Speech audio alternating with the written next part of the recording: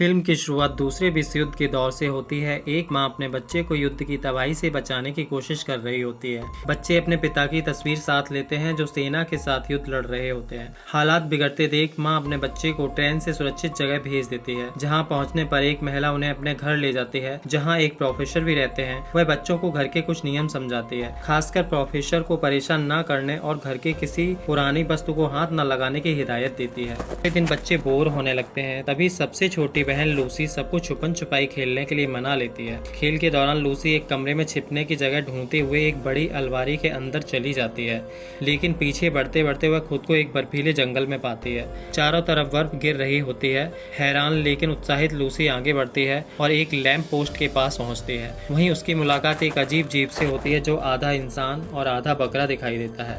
उसका नाम टम्स होता है। टम्स पहले लूसी को देखकर घबरा जाता है, लेकिन जब उसे पता चलता है कि वह इंसान है तो उसे अपने घर चाय पर ले जाता है। बातचीत के दौरान वह बताता है कि इस रहस्यमयी दुनिया नार्निया में पिछले 100 वर्षों से लगातार सर्दी का मौसम बना हुआ है। कुछ देर बाद टम्स उदास होकर रोने लगता है। पूछने पर वह बताता है कि यहाँ की शक्तिशाली शासक व्हाइट विच ने आदेश दिया है कि यदि कोई इंसान नार्निया में दिखाई दे तो उसे तुरंत उसके पास ले जाया जाए। हालांकि टम्स ऐसा नहीं कर पाता क्योंकि वह लूसी को अपना दोस्त मानने लगता है, इसलिए वह उसे सुरक्षित वापस उसी रास्ते पर छोड़ आता है जहाँ से वह आई थी। जाते समय लूसी उसे अपनी रूमाल यादगार के तौर पर दे जाती है। घर लौटकर लूसी हैरान रह जाती है क्योंकि उसके लिए काफी समय बीत चुका था, लेकिन घर में मानो एक पल भी नहीं गुजरा था। वह अपने भाई बहनों को नार्निया और टम्स के बारे में बताती है, मगर उसकी बात पर कोई भी विश्वास नहीं करता। उस रात लूसी दोबारा अलमारी के रास्ते नार्निया जाने का फैसला करती है। उसका भाई एडमंड चुपके से उसके पीछे पीछे चला जाता है और वह भी उसी जादुई दुनिया में पहुंच जाता है। नार्निया में घूमते हुए एडमंड की मुलाकात एक रहस्यमयी महिला से होती है जिसे व्हाइट विच कहा जाता है। वह उसे मीठी मीठी बातें करती है और स्वादिष्ट मिठाइयों का लालच देकर उसकी सारी जानकारी हासिल कर लेती है। फिर वह उसे अपने बाकी भाई बहनों को भी नार्निया लाने के लिए कहती है और बड़े बड़े वादे करती है। कुछ समय बाद लूसी एडमंड को ढूंढ लेती है और दोनों वापस घर लौट आते हैं। लेकिन जब लूसी अपने भाई बहनों को सच्चाई बताती है तब एडमंड उसकी बात का मजाक उड़ाकर सब कुछ झूठ बता देता है। इससे लूसी का दिल टूट जाता है। बाद में प्रोफेसर बच्चों की बातें सुनते हैं और कहते हैं कि हर चीज को केवल तर्क से नहीं समझा जा सकता। संभव है कि लूसी सच बोल रही हो। अगले दिन खेलते समय बच्चों से गलती से घर की एक कीमती वस्तु टूट जाती है। डांट के डर से वे जल्दी से अलमारी में छिप जाते हैं और एक बार फिर नार्निया पहुंच जाते हैं। अब पीटर और सुशांत को यकीन हो जाता है कि लूसी सच कह रही थी। वे उससे माफी मांगते हैं और सभी मिलकर टम्स से मिलने निकल पड़ते हैं। लेकिन वहां पहुंचकर उन्हें पता चलता है कि टम्स को गिरफ्तार कर लिया गया है और उसका घर उजाड़ दिया गया है। लूसी को एहसास होता है कि यह सब उसकी वजह से हुआ है, इसलिए वह अपने दोस्त की मदद करने का फैसला करती है।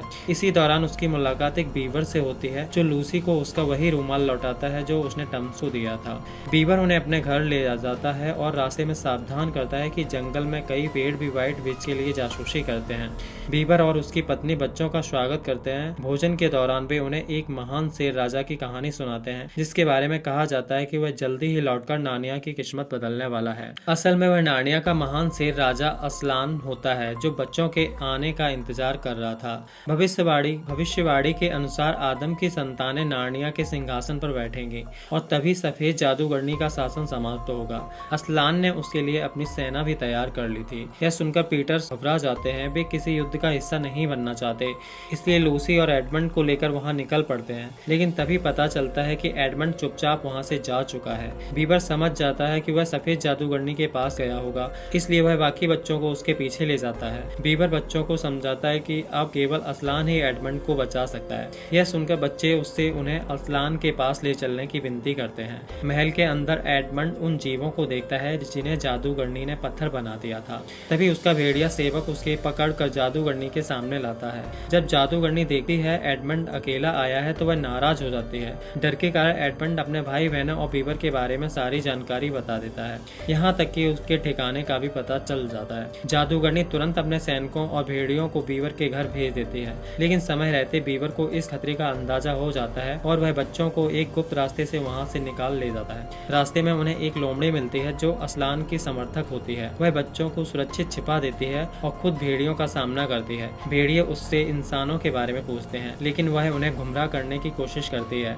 इसके बावजूद भेड़िए उस पर हमला कर देते हैं और फिर दूसरी दिशा में निकल जाते हैं। उस रात बीबर और बच्चे एक सुरक्षित जगह पर रुकते हैं। दूसरी ओर जादूगरनी को जब पता चलता है कि बच्चे साथ नहीं आए तो वह अपने कैदियों के पास जाती है। वहाँ टम्स और एडमंड जंजीरों में बंधे होते हैं। वह उनसे बच्चों और असलान के बारे में जानकारी निकालने की कोशिश करती है, लेकिन टम्स बहाना बना देता है। क्रोधित होकर जादूगरनी टम्स को पहरेदारों के हवाले कर देती है और युद्ध की तैयारी का आदेश देती है। इसके बाद बीबर बच्चों को उस रास्ते की ओर ले जाता है जो उन्हें असलान तक पहुंचाएगा। उधर जादूगरनी एडमंड को अपने साथ लेकर बच्चों का पीछा शुरू कर देती है। रास्ते में एडमंड देखता है कि टम्स को पत्थर में बदल दिया गया है, लेकिन वह कुछ नहीं कर पाता। इसी दौरान बच्चे आगे बढ़ते हुए एक छोड़ी हुई बग्घी देखते हैं। सावधानी बरतते हुए वे छिप जाते हैं, लेकिन खतरा न होने पर आगे निकलते हैं। तभी उनकी मुलाकात फादर क्रिसमस से होती है। उनका आगमन इस बात का संकेत था कि जादूगरनी की शक्ति कमजोर पड़ रही है। फादर क्रिसमस लूसी को एक जादुई औषधि देते हैं जो घावों को ठीक कर सकती है। सुसान को धनुष, तीर और एक विशेष सींग मिलता है, जबकि पीटर को तलवार और ढाल दी जाती है। वह बच्चों को बताते हैं कि लंबी सर्दी अब समाप्त होने वाली है। कुछ ही देर बाद नदी की बर्फ पिघलने लगती है। बच्चे जल्दी से उसे पार करने की कोशिश करते हैं, तभी भेड़िया का झुंड उनका पीछा करने लगता है। सौभाग्य से बर्फ टूटने के कारण भेड़िए पीछे रह जाते हैं और बच्चे सुरक्षित निकल जाते हैं। जैसे जैसे वे आगे बढ़ते हैं, नार्निया में गर्मी लौटने लगती है और बर्फ गायब होने लगती है। आखिरकार वे असलान के शिविर तक पहुंच जाते हैं। दूसरी तरफ जादूगरनी को असलान के समर्थकों में से एक लोमड़ी पकड़कर लाई जाती है। वह उससे जानकारी निकालने की कोशिश करती है, लेकिन लोमड़ी कुछ नहीं बताती। गुस्से में आकर जादूगरनी उसे पत्थर में बदल देती है। इस बीच एडमंड अनजाने में असलान की सेना और उसके ठिकाने के बारे में जानकारी दे देता है। यह सुनकर जादूगरनी बेहद खुश हो जाती है और अपने सैनिकों को युद्ध के लिए तैयार होने का आदेश देती है। आखिरकार बच्चे असलान के शिविर में पहुंचते हैं। वहां मौजूद जी पहले उन्हें देखकर सतर्क हो जाते हैं, लेकिन फिर असलान स्वयं उनके सामने आता है। वह सबसे पहले एडमंड के बारे में पूछा है। तब उसे पता चलता है कि एडमंड जादूगरनी के साथ है, तो सभी नाराज हो जाते हैं, लेकिन बच्चे अपने भाई का बचाव करते हैं। असलान उन्हें भरोसा दिलाता है कि वह एडमंड को वापस लाने की पूरी कोशिश करेगा। कुछ समय बाद जब लूसी और सुसान नदी के किनारे होते हैं, तभी जादूगरनी के भेजे हुए भेड़िए उन पर हमला करने पहुंच जाते हैं। खतरा देखते ही सुसान अपना जादुई सींग बजाती है, जिससे आवाज सुनकर पीटर, असलान और उसके साथी तुरंत उनकी मदद के लिए दौड़ पड़ते हैं।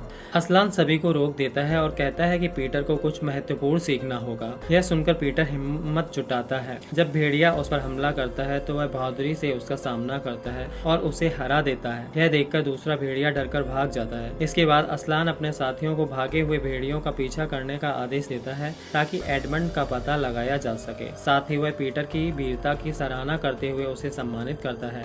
असलान के साथी भेड़िए का पीछा करते हुए एडमंड तक पहुंच जाते हैं और उसे जादूगरनी की कैद से छुड़ाकर वापस ले आते हैं। जब जादूगरनी को एडमंड के भाग जाने की खबर मिलती है तो वह बहुत गुस्सा होती है। असलान एडमंड की पुरानी गलतियों को माफ कर देता है। उसकी बात मानकर सभी एडमंड को फिर से अपना लेते हैं। इसके बाद सब मिलकर भोजन करते हैं।